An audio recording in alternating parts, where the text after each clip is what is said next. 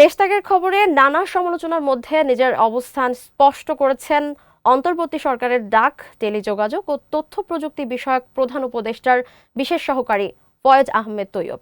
নীরবে নয়, বরং স্ত্রীর মেডিকেল ইমার্জেন্সিতে আনুষ্ঠানিক বিদায় নিয়েই দেশ ছেড়েছেন বলে জানিয়েছেন তিনি।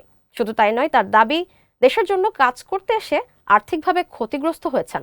এর মধ্যে শেষ হয়ে গেছে তার জমানো অর্থ, তাই চাকরি খুঁজছেন এখন। শনিবার সকাল 10টা 10 মিনিটে এমিরেটস এয়ারলাইন্সের একটি ফ্লাইটে দুবাই হয়ে জার্মানি যান ফয়েজ আহমেদ তৈয়ব। তার দেশত্যাগের বিষয়টি প্রকাশ্যে আসতেই সমালোচনার ঝড় ওঠে। এর মধ্যে শনিবার গভীর রাতে নিজের ভেরিফাইড ফেসবুক ওয়ালে দেয়া এক পোস্টে বিষয়টি নিয়ে মুখ খুলেন ফয়েজ।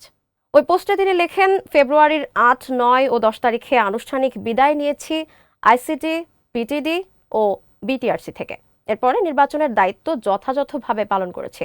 প্রযুক্তি নির্ভর নির্বাচনী আয়োজনে আমার কিছু কন্ট্রিবিউশন ছিল। কলিগদের থেকেও ঠিকঠাক বিদায় নিয়েছি। 10 ফেব্রুয়ারি অফিসিয়ালি শেষ কর্মদিবস ছিল।